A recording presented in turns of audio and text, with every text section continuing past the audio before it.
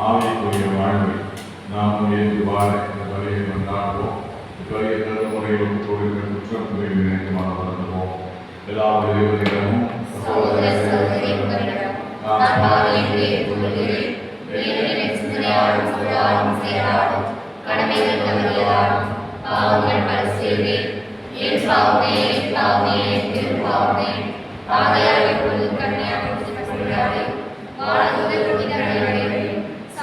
சகோதரிகளையும் நம் இறைவனாகிய ஆண்டவரிடம் எனக்காக வேண்டிக் கொள்ள மன்றாடுகிறேன்.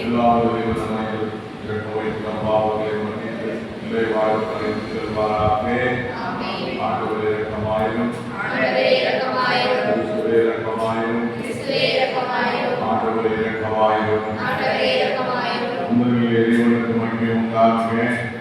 பூமியில் கடவுளுக்கு மாற்றி உண்டாகுக.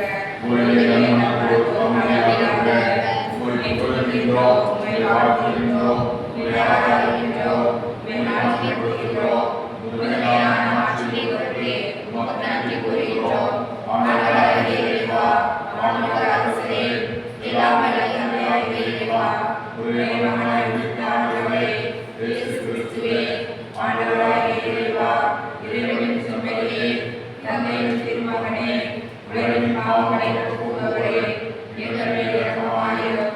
உலகின் பாவங்களை போக்குபவரே நகரே கலப்பக்கம் வெற்றிருப்பவரே எங்கள் மேல் இரக்கமாயிரும். ஏனெனில் கிறிஸ்துவே நீர் ஒருவரே உயர்வர், நீர் ஒருவரே ஆண்டவர், நீர் ஒருவரே உன்னதர். தூய ஆவியாரோடு உண்மையாகவே மன்றாடுவோமாக. இறைவாவின் சித்த உலகெங்கும் அவனின் காட்சியினாலே மீண்டும் நிறைவேற்றினீரே. அதனால் பாவத்தின் அகற்றிலிருந்து விடுவித்து நம்பிக்கையாளருக்கு புனித பேருந்தத்தை தந்து அவனை எந்த நிலையான மகிழ்ச்சி அடைய செய்தரும். ஆண்டவர் இயேசு கிறிஸ்து வழியாக உம்மை கெஞ்சி மன்றாடுகிறோம்.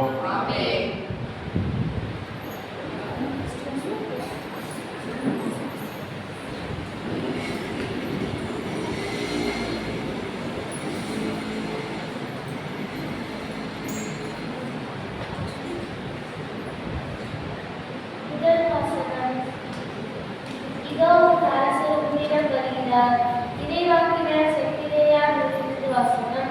அதிகாரம் 9. இறை திருவசனங்கள் 9 - 10 முடிய. ஆண்டவர் கூறியது: அகலே சீயோன், மகிழ்ந்து களிக்கூறு, அகலே எருசலேம் ஆர்ப்பரி. இதோ உன் அரசர் உன்னிடம் வருகிறார். அவர் நீதி உள்ளவர், வெற்றி வென்றர், என்றுள்ளவர், கழுதையின் மேல் கழுதை குட்டியாக மரியின் மேல் ஏறி வருகிறார். அவர் எப்ராயிம்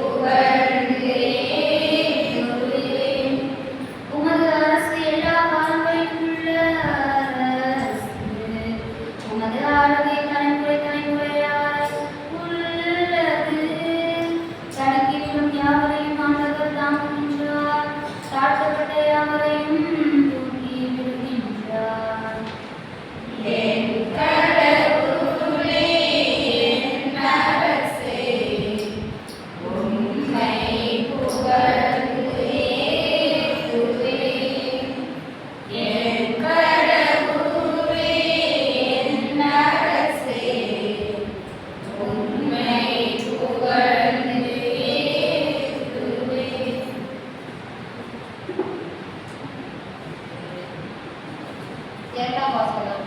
தூய ஆவியின் துணையால் உடலின் தீச்செயல்களை சாவடித்தால் நீங்கள் வாழ்வீர்கள். திருத்தூதர் பவுல் ரோமியருக்கு எழுதிய திருமுகத்திலிருந்து வாசகம். அதிகாரம் 8 9 முதல் 9ஆம் வசனம் 11 முதல் 13 முடிய. சகோதர சகோதரிகளே, கடவுளின் ஆவி உங்களுக்குள் குடியிருக்கிறதால் நீங்கள் ஊனியல்பை கொண்டிராமல் ஆவிக்குரிய இயல்பை கொண்டிருப்பீர்கள். கிறிஸ்துவின் ஆவியை கொண்டிருப்பாதாரோ அவருக்கு புதியோர் அல்ல. மேலும் இறந்த இயேசுவை உயிர்த்தெழ செய்தவரின் ஆவி உங்களுள் குடிகொண்டிருப்பதால் கிறிஸ்துவை உயிர்த்தெழ செய்ய அவரே உங்களுள் குடிகொண்டிருக்கும். தாம் ஆவியினாலே சாவுக்குரிய உங்கள் உடல்களையும் உயிர் பெற செய்வார். ஆகையால் சகோதர சகோதரிகளே, நாம் ஊனியல்புக்கு கடமைப்பட்டிருக்கவில்லை, அவ்வியலின்படி வாழ வேண்டியதில்லை. நீங்கள் ஊனியல்புக்கு ஏற்ப வாழ்ந்தால் சகோதரன் சாகத்தான் போகிறீர்கள். ஆனால் தூய ஆவியின் துணையால் உடலின் தீச்செயல்களை சாவடித்தால் நீங்கள் வாழ்வீர்கள். இது ஆண்டவருடன் ஒரு காண்பாக்கு.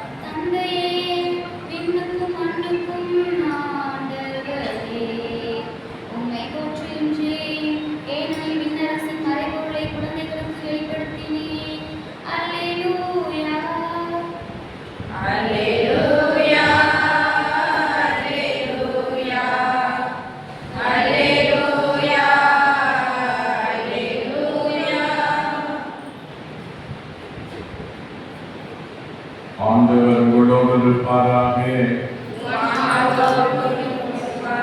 புனித மத்தேயு எழுதிய நற்செய்தி நூலிலிருந்து வாசகம். மத்தேயு நற்செய்தி அதிகாரம் 11 வசனங்கள் 25 தொடங்கி 30 முடிய. தந்தையே, விண்ணுக்கும் மண்ணுக்கும் ஆண்டவரே, உம்மை போற்றுகிறேன். ஏனெனில் ஞானிகளுக்கும் அறிஞர்களுக்கும் இவற்றை மறைத்து குழந்தைகளுக்கு வழி கொடுத்து நீ. ஆம் தந்தையே, இதுவே உமது திருவுளம். என் தந்தை எல்லாருக்கும் இடத்திலே ஒப்படைத்திருக்கிறார். தந்தையை தவிர வேறு ஒரு மகனை அறியார்.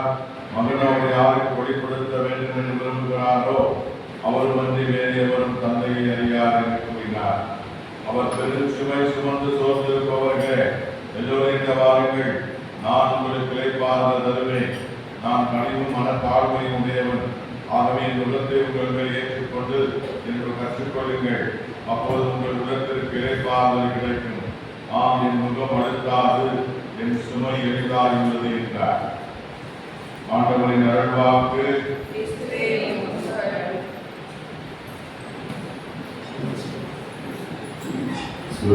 பிரியமான சகோதர சகோதரிகளே, ஆண்டவர் இன்றைக்கு ஆவிக்குரிய வாழ்க்கையை வாழ அழைத்து வருகிறார். பொதுவாகவே உலக வாழ்வு எப்படிப்பட்டது என்பது நாம் அறிவோம்.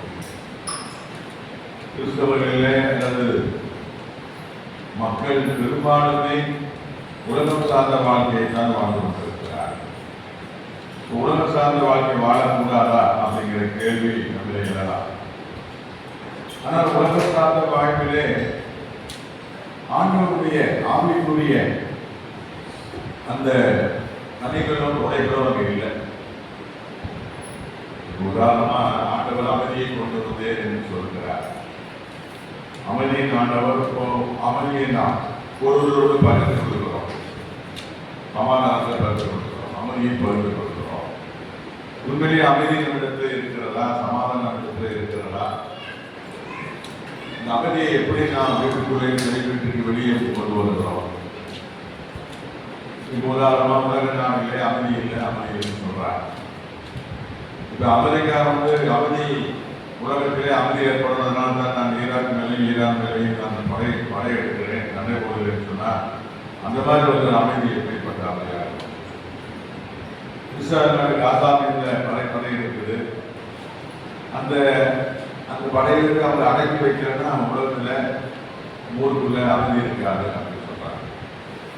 அப்போ அமைதியை இப்படிதான் ஏற்படுத்த முடியுமா? அராஜகம் அல்லது ஆயுதம் அல்லது அட்டுழியம் அல்லது அடக்குமுறை இப்படி இதன் மூலமாக அமைதியை கொண்டு வர முடியாது. இது வேற குடும்பத்துக்குள்ளேயே அமைதியை எப்படி கொண்டு வராங்க? மனைவியை அழைத்து வாழ்கிறதோ அல்லது கணவனை அழைத்து வாழ்வதோ இதன் மூலமாக அமைதி நிலைக்குமா இருக்கலாம் கொஞ்ச நாளைக்கு. அது உண்மையான அமைதி அல்ல. ஆண்டவர் சொல்வது அமைதி அது வேற. அது எளிமையான ஒரு ஆண்டவரே இருந்தார். தன்னை இந்த அளவுக்கு இந்த உலகத்தில் மற்றவர்களுக்காக தன்னை தாழ்த்த முடியுமோ, எந்த அளவுக்கு தான் தனது வாழ்வை எளிமையாக்க முடியுமோ அந்த எளிமையான வாழ்வு மூலம் சமூகத்திலே அமைதி கிடைத்தார். அதுவும் சிலுவைச்சார் அளவுக்கு அவர் தன்னை காணித்துக் கொண்டார் என்று பார்க்கிறோம். அதுமாதிரி ஆண்டுடைய வாழ்வு இப்போ நம்முடைய உலக வாழ்வு இன்னைக்கு 2ஆம் வாசகத்தில் அப்படித்தான் வாசிக்கிறோம். 3 இயல்புக்கு கடமைப்பட்டிருக்கவில்லை, அந்த இயல்புப்படி வாழ வேண்டியதில்லை, 3 இயல்புக்கு ஏற்ப வாழ்ந்தால் சாகத்தான் முடியும். இந்த 3 இயல்பு வாழ்வு என்னது? பொறாமை, பகைமை, வஞ்சகம், இது எதிர்மறையான வாழ்க்கை. இது இந்த 3 இயல்புக்கான ஒரு நிலையை தான் இந்த அம்சங்கள்லாம் நம்முடைய வாழ்க்கையில் இருக்கு. பொதுவாக அன்பு எங்கே நமக்கு நம்முடைய இருக்கிறார், பகிர்தலைக்கு இருக்கிறார். பகிர்தலோ, அன்போ, தியாகமோ, உண்மையோ, நீதியோ இவையெல்லாம் ஆவிக்குரிய வாழ்வுன்னு சொல்லப்படுகிறது. ஆண்டவர் சொல்கிறார், அதாவது கிறிஸ்துவின் ஆவியை கொண்டிருந்தாரோ அவருக்கு உரியவர். அப்போ கிறிஸ்துவின் ஆவியை, தூய ஆவியினுடைய அந்த விழுமியங்களை நாம் யாரும் கொண்டிருக்கவில்லை என்றால் அவருக்கு உரியவர் அல்ல இருக்கிறார். எனவே ஆண்டவர் என்ன விரும்புகிறார்? இந்த ஆவிக்குரிய அதில் குறிப்பாக ஆண்டவர் இன்னொரு கருத்தை பதிவு செய்கிறார். என்னை சார்ந்து இருக்கணும் அப்படிங்கிறார். தன்னை சார், இறைவனை சார், என்னை சாராமல் ஒன்றும் செய்யல நாங்கள் சொல்லுற செய்ய அவரை சார்ந்துதான் நாம் இருக்க முடியும். அவருடைய இது இல்லாமல் ஆதரவு இல்லாமல் நாம் ஒன்றும் செய்ய இயலாத சமூகத்தில் இருந்தாலும் கூட நம்முடைய பங்களிப்பு ஒன்று உண்டு. கடவுள் எவ்வளவுதான் நமக்கு ஆசிரியரையும் வழிநாட்டுதலையும் தந்தாலும் நாம் வந்து ஒத்து வருகிறார். வீட்டில் தாப்பத தாயும் பிள்ளைகளுக்கு நிறைய அறிவுரை சொன்னாலும் அதை கேட்கிற பிள்ளைகளாக இருக்கணும். கேட்கிற பிள்ளைகளை கேட்கறதுன்னா அப்புறம் என்ன ஆகும்? அவங்களை நாம் வந்து முடியாது. இந்த நேரங்களில் வந்து நீங்கள் தந்தை தாய் இயேசுக்கார் என்பதற்காக வந்து கொடுக்கிற பிள்ளைகள் இருக்கிறேன். எதுக்காக இயேசுனாங்க என்ற கூட கிடைக்கிறது. உங்களுக்கு ஒரு செய்தி கேள்விப்பட்டோம். சும்மா அது கூட ஒரு விதத்தில் வந்து ஒரு பயமுறுத்துறது தான். ஒரு சாக்கு 2 சாக்கு பீஸ் கலத்தி கொடுத்தா சாவாங்களா? சாக்கு பீஸை கலச்சி உங்களை பயத்தை. அது மாதிரி ஹார்பிக் இருக்கு, ஹார்பிக் ஒரு டோஸ் உள்ள வச்சு அப்படியே சாதனாலே எல்லா காலத்தையும் குடிக்கணும். ஒரு 20-30 சாக்கு பீஸை கலச்சி கொடுத்து அதை தச்சு விடலாம். சும்மா அப்படி ஒரு பயங்காட்டு. அது எதை சொன்னாலும் ஒரு சென்சிட்டிவான அந்த உடனே கோபம், உடனே வரணும். அதுக்கு ஏதாவது ஒரு பயத்தை ஏற்படுத்துகிறார், இப்படி ஏதாவது செய்கிறார். அப்போ அந்த கேட்கிற அந்த ஒத்துழைப்புங்கிறது இல்லைங்கிறதா. இன்றைக்கு கூட ஆண்டவர் என்ன சொல்கிறார்? எல்லோரும் என்னை வாருங்கிறார். பெருசுமை சொந்தருக்கோரே எல்லோருடைய வாருங்கள், நான் உங்களுக்கு இளைப்பாறு தருவேன். நான் கனிவும் மனத்தாழ்மை உடையவன். ஆகவே நுகத்தை உங்கள் மேல் ஏற்றுக்கொண்டு என்னை கற்றுக்கொள்ளுங்கள். அப்போது உங்கள் உள்ளத்திற்கு இளைப்பாறு கிடைக்கும். இளைப்பாறு ஆமை முகம் அழுத்தால் என் சுமை எளிதாக. இந்த மனநிலை நமக்கு வேறு. நிறைய நம்ம உலகத்தில் நம்மளுக்கு நிறைய கஷ்டப்படலாம். நீ மட்டும் அதை சுமக்கிறது நேரத்தில் நான் சுமக்கிறேன், நான் படுற கஷ்டம் நம்மளால தான் வருது. நிறைய ஆளும் வருது. கடவுளாக பார்த்தா நமக்கு வந்து இடங்களை அசைக்கத்தை வீழ்ச்சியை கொடுக்குறார். ஒரு ஊரில் ஒரு நோய் பரவுதுன்னா 40 பேர் காரணம். வீடுகள் சுத்தப்படுத்தணும்னு வச்சுக்கோங்க. சுத்தப்படுத்தி வீதியில் எடுக்கிறார். எல்லாருக்கும் வீதியில் எழுதினா எப்படியா காது தர மாட்டீங்களா? அங்கே இருக்கிற எல்லா அதுதான் வரும். காற்று வழியாக நம்ம பாதிக்கும். வீடு சுத்தமாக இருந்தால் என்ன பிரச்சனை? அப்புறம் உலகம்லாம் அதுதான் நினைக்குது. உலகம் இன்றைக்கு பார்த்தீங்கன்னா லண்டனில் பார்த்தீங்கன்னா வீட்டில் இது தெருவில் வந்து அப்படியே 40 டிகிரியா வெயில், அப்படியே காரெல்லாம் எரிகிறது. அவங்க வந்து சட்டை கழிட்டு தான் நிற்கிறாங்க. இந்த காலத்தில் லண்டனில் இந்த அளவுக்கு டிகிரியில் வெயில் எடுத்தது. அப்போது எல்லாமே காலம் மாறுகிறது. இது நாம் செய்கிற இயற்கையோடு ஒன்று போகாமல் தான். இயற்கை என்ற கடவுளோடு நம்ம ஒன்று போவதில்லை. இயற்கை என்ற கடவுளையை காட்ட அழிக்காதுன்னு சொல்கிறார். இவங்க என்ன மலையை உடைக்காத, இவங்க இருக்கிறான் அசுங்க மண்ணாட, இவங்க இருக்கிறான். சுஜாதான்ற ஒரு நாவலாசிரியர் படிச்சிருக்கேன். சுஜாதா எந்த கிளாஸ் தெரியுமா? நிறைய அவர் இன்ஜினியர், நிறைய கட்டுரைலாம் எழுதுவார், கதைகளாக எழுதுவார். அவர் சொல்கிறாரு, ஒரு இடத்துல சொல்வார் ஒரு புத்தகத்தில், இனிமேல் வந்த காலம் நம்ம ஜென்ரேஷனுக்கு இருக்குமான்னு தெரியல, இனிமேல் வந்து வெளியவே வர முடியாது. ஒரு குழந்தை வயிற்றுக்கு வெளியே வந்தோம்னா கொஞ்ச நேரத்தில் அக்கியாக குழந்தை எடுத்து வந்துடும். அப்போ என்ன மாற்று வழி என்ன? அந்த அப்படியே சொல்கிறாரு, கண்ணாடி வீட்டுக்கு தான் இருக்க முடியும். கண்ணாடி வீட்டுக்குள்ள வெளியே வந்தோம்னா இந்த சன் கதிர்கள், சூரிய கதிர்கள் உடலில் பட்டதுன்னா அவனுடைய உடல் போராடினாலே அடிக்கடி வந்துடும். அந்த அளவுக்கு சூரிய வெப்பம் அதிகமாக. அது குறிப்பாக உலகத்தில் எல்லாம் இடத்திற்கு சகாரா பாலைவனம் மாதிரி தண்ணி இன்னைக்கு தங்க விளையாடு அதோட 3 மடங்கு தண்ணி விளையாட்டு. தண்ணி கிடைக்காம, அது கிடைக்காம சாவது கிடைக்காம. இப்போ பாருங்க, இயற்கை வருகிற காலம் இப்படியே போய் கொண்டிருக்குதுன்னா வருகிற காலத்தில் இப்படியெல்லாம் மாறும்.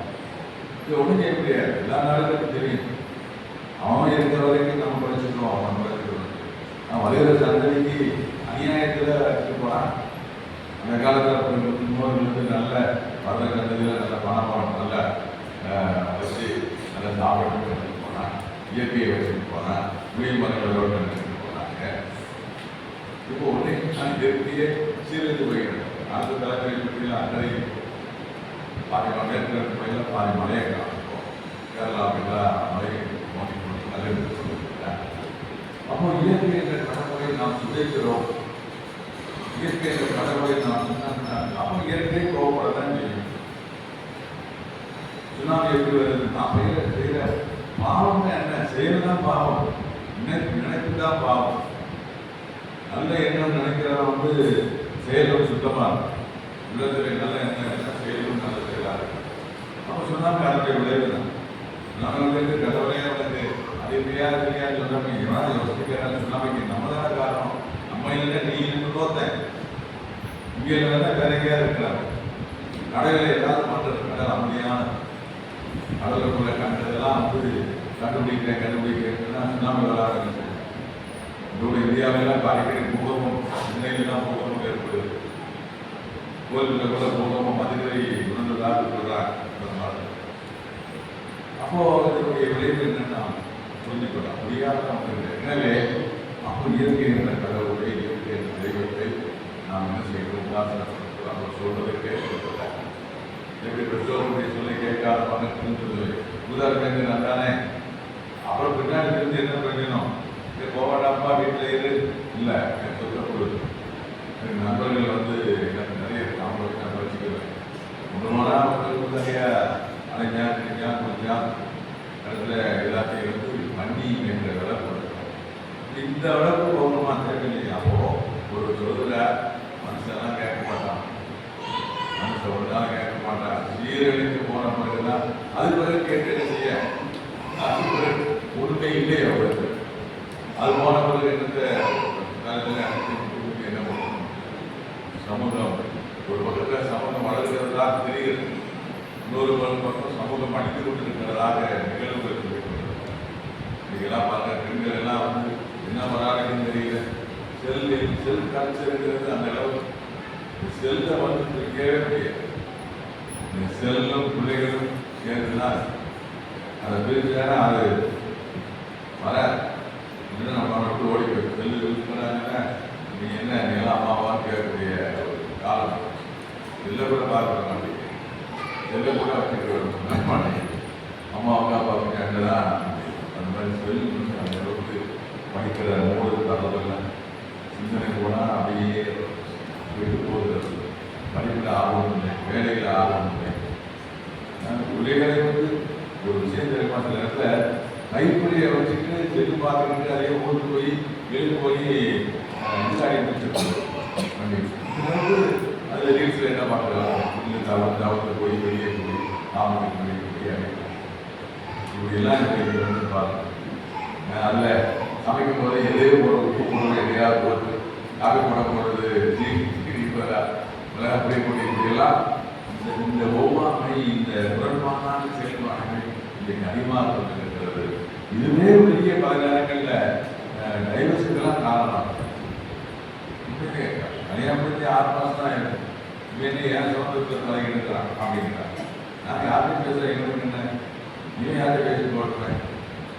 இதெல்லாம் வந்து இன்றைக்கு புதுசாக பிரச்சனைகள் சமூகத்தில் உயிரை போச்சு. அந்த அளவுக்கு செல்வது நம்முடைய வாழ்க்கையை செய்து கொண்டு வருகிறோம். இப்படி ஒவ்வொரு சிந்தையிலையும் நாம் பார்க்கிறோம். இதெல்லாம் ஆவிக்குரிய வாழ்க்கையா அப்படிங்கிற கேள்வி. ஆவிக்குரிய வாழ்க்கை, ஆவிக்குரிய வாழ்க்கையை வாழ்கிறவனால் கிறிஸ்துவுக்கு ஏற்றவர். எனவே ஊழியல் முறை கண்ணு கேட்கறதெல்லாம், காது கேட்கறதெல்லாம், வாய் கேட்கறதெல்லாம் ஒரு ஜெனிக்னா நம்ம ஊழியல் அவன் வந்து கிறிஸ்துவுக்கு ஏற்றவர். எனவே இதை மனதில் இருந்து ஜெபிப்போம். இதை நம்மை ஆசீர்வதிப்பார். விசுவாசம்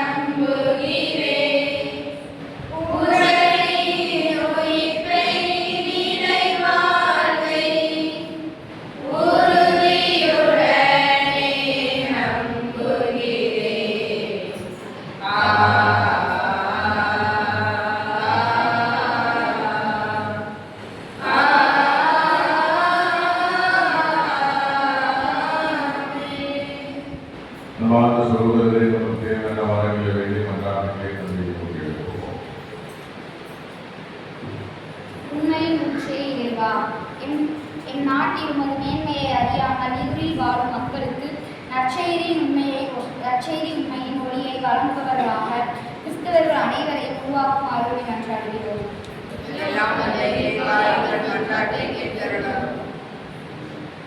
ஆற்றின் ஊற்றே இறைவா, போர்கள், வன்முறைகள் உள்ளிட்ட தீமைகளில் பிடியில் சிக்கி தவிக்கின்ற மக்கள் அனைவரும் இவ்வுலகில் உமது அரசை நிறுவவும் ஆர்வத்துடன் செயல்பட உதவும் வாழ்வை மன்றாடுகிறோம். எல்லாம் வல்ல இறைவா, எங்கள் மன்றாட்டை கேட்டருளும். அன்பார்ந்தவரை இந்த மன்றாட்டுகளை எடுத்து பாருங்கள். இன்னும் நிறைய மன்றாட்டுகள் நாங்கள் ஒரு மனத்தில் வைக்கிறோம் உறுதியாக அவையெல்லாம் எடுத்து பார்த்து எங்களுக்கு என்ன தேவை என்று அறிகின்றவர்கள் அவைகளை வழங்கி வருவதற்கு ஆண்டவர் இயேசு கிறிஸ்துவை நாம் இன்று கொண்டாடுகிறோம்.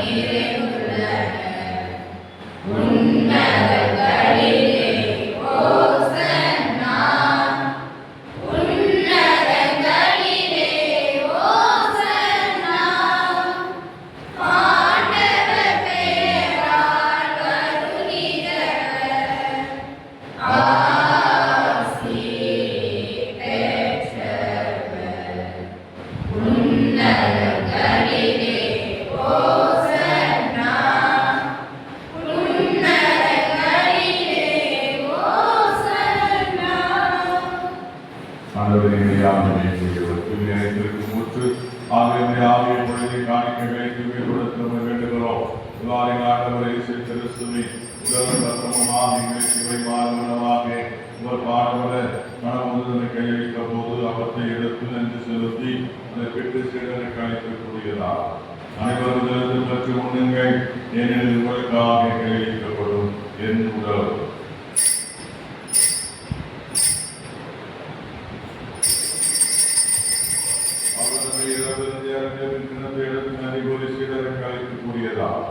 அனைவரும் பெற்று பருகுங்கள், ஏனெனில் புதிய நிலையாக நடிக்கக்கூடிய ரத்தத்தின் பின்னம் பாவ மன்னிப்பு என்று உங்களுக்காக பலருக்காக சொல்லப்படும். இதை நினைவாக செய்யுங்கள்.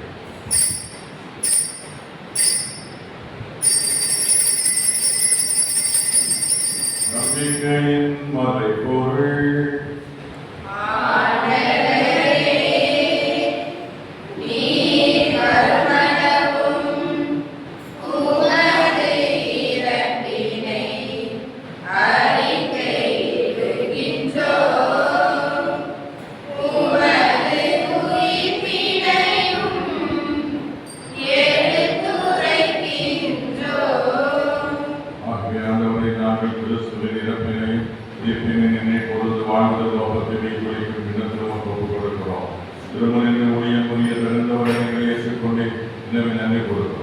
கிறிஸ்துவின் உடலில் ரத்தத்திலும் ஒன்று சேர்க்க வேண்டும் என்று கொண்டாடுகிறோம்.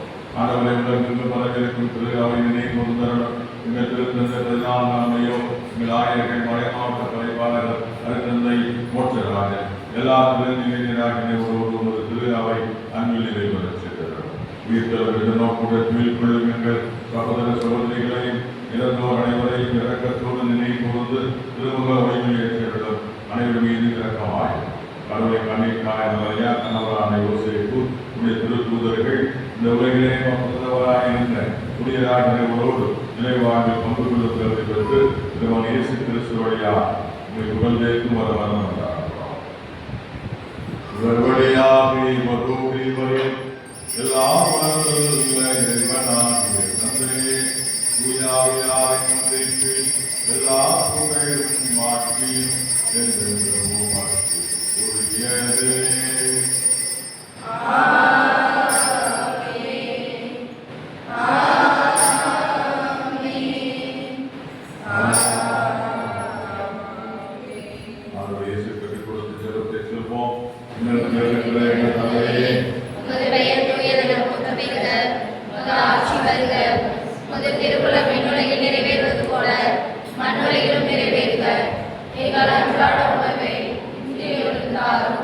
எங்களுக்கு எதிராக குற்றம் செய்வோரே, நாங்கள் மன்னிப்பது போல எங்கள் குற்றங்களை மன்னியும், எங்களை சோதனைக்கு உட்படுத்தாதே, ஆண்டவரே தீமனைக்கும் எங்களை விட்டு எங்கள் வாழ்நாளிலே அமைதியை கனிவுடன் நல்லவர்களாக நாங்கள் பாவத்திலிருந்து எப்போது விடுதலை யாதொரு கலக்கமின்றி நலமாயிருப்போமாக. நாங்கள் எதிர்ப்பு இருக்கும் என்பதற்காகவும் இப்பராக இயேசு கிறிஸ்து வருகைக்காகவும் காத்திருக்கிறோம்.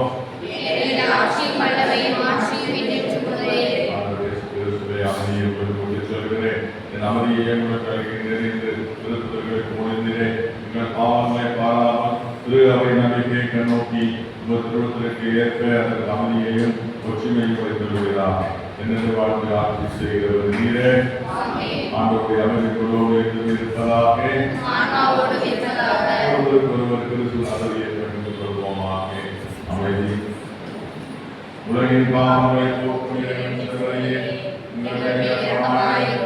உலகின் பாவங்களை போக்கும் இறைவனின் சபையே, எங்கள் மேல் இரக்கமாயிரும்.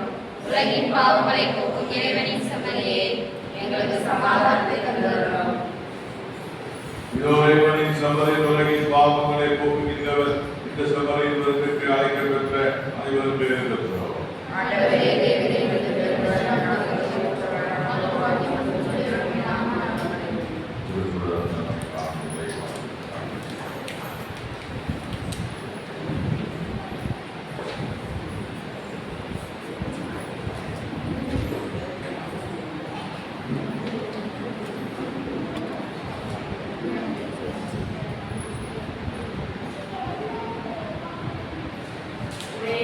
தரிசனம்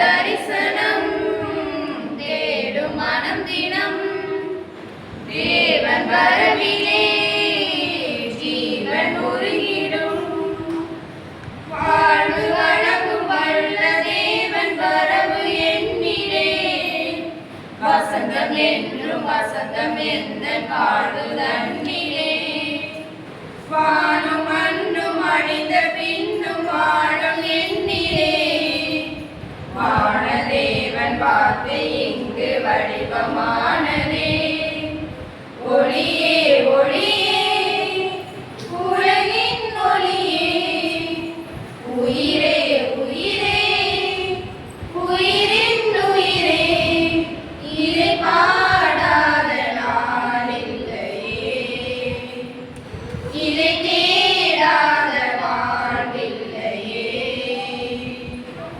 இறைவா இறைவா என் இதயம் நினைவா இறைவா இறைவா என் இதயம் நினைவா தெய்வ தரிசனம் தேடும் மனம் தினம் தேவன் வரவிலே ஜீவன் உருகிடும் அன்பிற்காக ஏங்கும் எந்த ஆசை ஓய்ந்திடும் அளவில்லாத அன்பின் நேசம் அரவணைத்திடும் நினைவிலாடும் நிழல்கள் யாவும் நிஜங்களாகிடும் நீங்கிடாமல் நினைவின் நேசம் நிஜமும் தொடர்ந்திடும் ஒளியே ஒளியே உலகின் ஒளியே உயிரே உயிரே உயிரின் உயிரே இதை பாடாத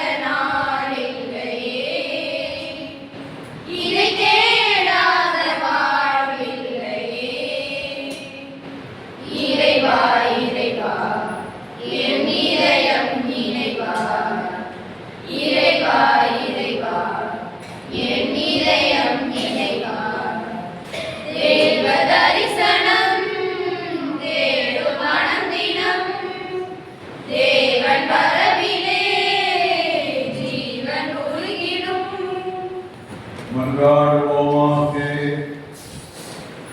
ஆண்டவரே, மாண்புக்குரிய குறைகளாக இருக்கிற நாங்கள் உம்மை வேண்டுகிறோம்.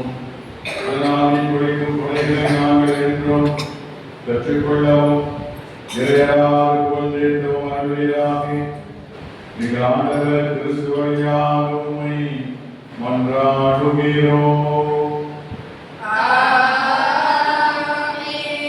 ஆண்டவர் உங்களோடு இருப்பாராக.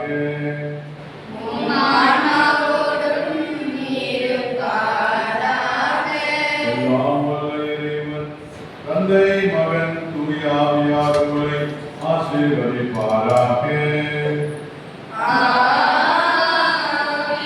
இறையாசி பெற்று சென்று வாழுங்கள். திருப்பலி நிறைவேற்று.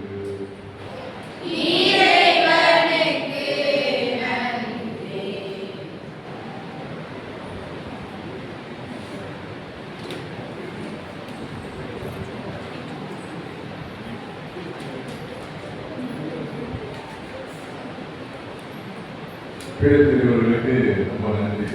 கரங்களை தட்டி வாழ்த்துக்கள். பிழைத்திருவர்களுக்கான அது அடுத்த வாரம் இளைஞர்கள் அவர்களை பார்க்கிறோம். ஒருவேளை வந்து நிறைய பேர் வரலாம். 2 பார்க்கிறோம்.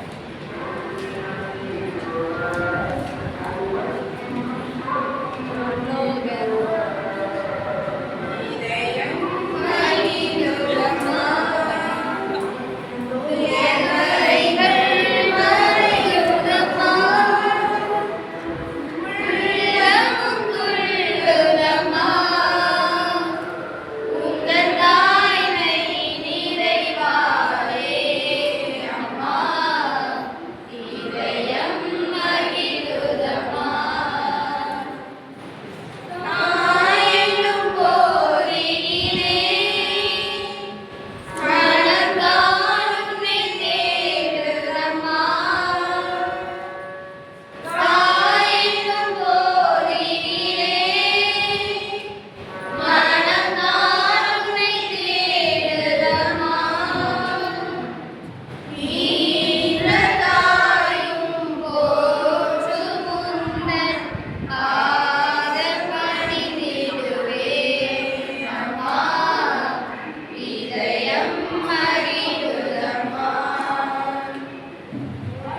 இயேசுவின் திரு இதயமே, எங்கள் மேலும் அகில உலகின் மேலும் இரக்கமாயிரும். இயேசுவின் திரு இதயமே, எங்கள் மேலும் அகில உலகின் மேலும் இரக்கமாயிரும். இயேசுவின் திரு இதயமே, எங்கள் மேலும் அகில உலகின் மேலும் இரக்கமாயிரும். நமது பாதுகாவலை நம்மை பாதுகாக்கின்ற புனித ஆரோக்கிய தாயே, எங்களுக்காகவும் அகில உலகிற்காகவும் வேண்டிக் கொள்ளுங்கள். புனித ராஜபுரி சின்ன சோசியபுரி சபையாரே, எங்களுக்காகவும் அகில உலகிற்காகவும் வேண்டிக் கொள்ளுங்கள். புனித அந்தோணியாரே, இன்னாசியாரே, எங்களுக்காகவும் அகில உலகிற்காகவும் வேண்டிக் கொள்ளுங்கள். அனைத்து புனிதர்களே புனிதர்களே, எங்களுக்காகவும் அகில உலகிற்காகவும் வேண்டிக் கொள்ளுங்கள்.